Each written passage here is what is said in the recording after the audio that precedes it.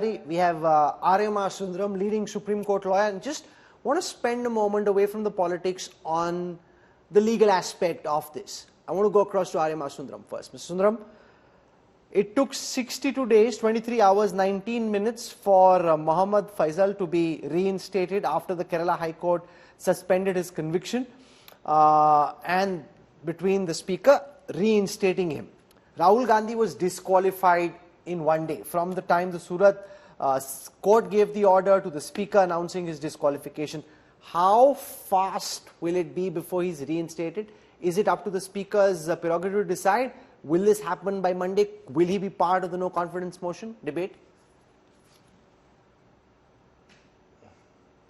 Look, the fact of the matter is his entitlement for reinstatement is immediate.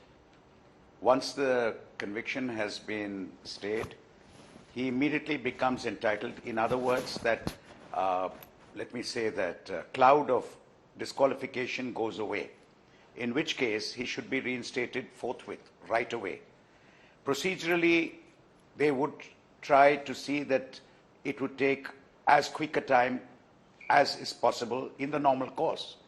And I believe that in a matter like this, his reinstatement ought to be done within a couple of days, at the most 2 or 3 working days, not more.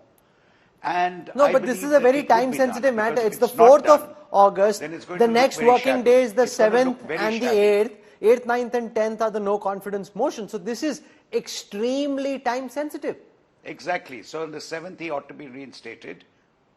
He ought to be reinstated on the 7th. If he's not, it's going to look exceedingly shabby. It's going to look like a deliberate attempt to keep him away from Parliament, which is going to be very unfortunate because it's going to give an impression almost as though one party is afraid of him, which I think is the last impression they ever want to create.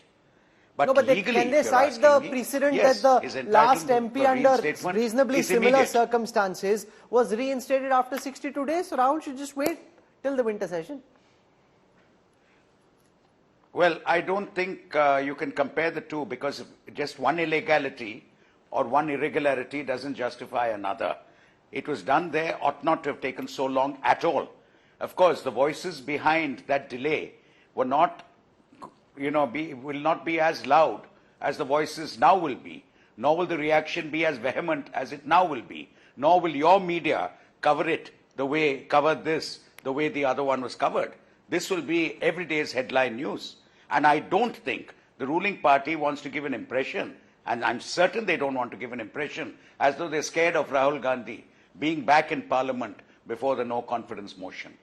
Well, his entitlement legally is immediate, and if procedurally it takes a few days, one would assume they would act with the same alacrity as they did when they disqualified him. If they don't, people will talk, there will be comments, and it'll also be that, oh, they're frightened to have Rahul Gandhi in Parliament, which I think is ridiculous, because I don't think there's anything to be frightened about. So I don't think this political discussion about will they delay it, will they not delay it, will really happen. I think they'll reinstate him immediately. Interesting. As he's legally entitled to. Legal ace Aryama Sundaram mixing his legal perspective with his political perspective. Thank you very much for joining us. You're saying that nothing to be worried about.